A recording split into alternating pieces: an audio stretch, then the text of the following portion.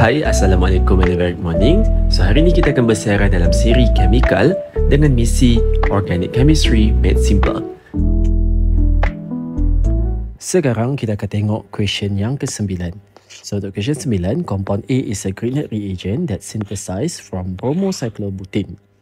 So when A undergo acidic hydrolysis, compound B is produced. Meanwhile, the treatment of A in carbon dioxide followed by hydrolysis yield compound C. The reaction of A again with 3-methyl-2-butanone followed by hydrolysis forms compound D.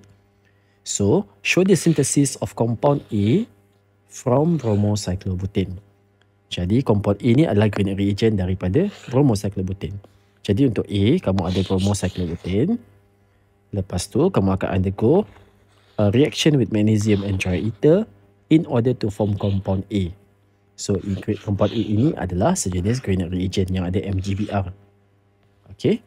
Seterusnya untuk soalan B, draw the structure of B, C and D. So, sebenarnya nak faham B dengan C ni ada kaitan dia lah. Jadi, apabila A yang kamu dah lukis tadi ni bertindak balas dengan acidic hydrolysis H3O+, compound B is formed. So, B ni merujuk kepada alkane. Okay, bila dia undergo hydrolysis, MgBr ni akan terputus dan dia akan menjadi alkane sahaja. Manakala treatment of A, ini adalah A kita, ini adalah A, ini adalah A dan ini adalah A. So bila A bertindak balas dengan carbon dioxide and hydrolysis, number 1 carbon dioxide, number 2 hydrolysis, kita akan dapat compound C, which is kita punya carboxylic acid. So MgBr akan hilang, yang melekat adalah carbon dioxide, C double bond O, lepas tu ada hidrogen lagi sekali. So kita akan dapat carboxylic acid dekat sini. So ini adalah compound C kita. Seterusnya, the reaction of A with 3-methyl-2-butanone. So butanon ada 1, 2, 3, 4 karbon. Dekat karbon nombor 3 ada methyl group.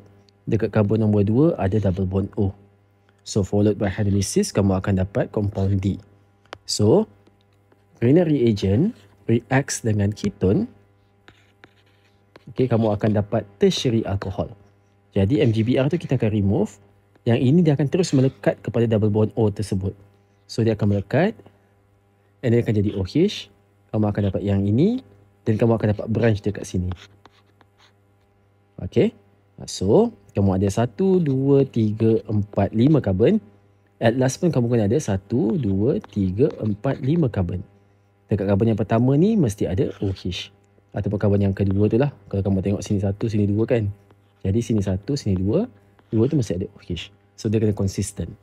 Alright. So lepas kamu dah buat equation tersebut, kamu lukislah balik. B tu adalah yang ini.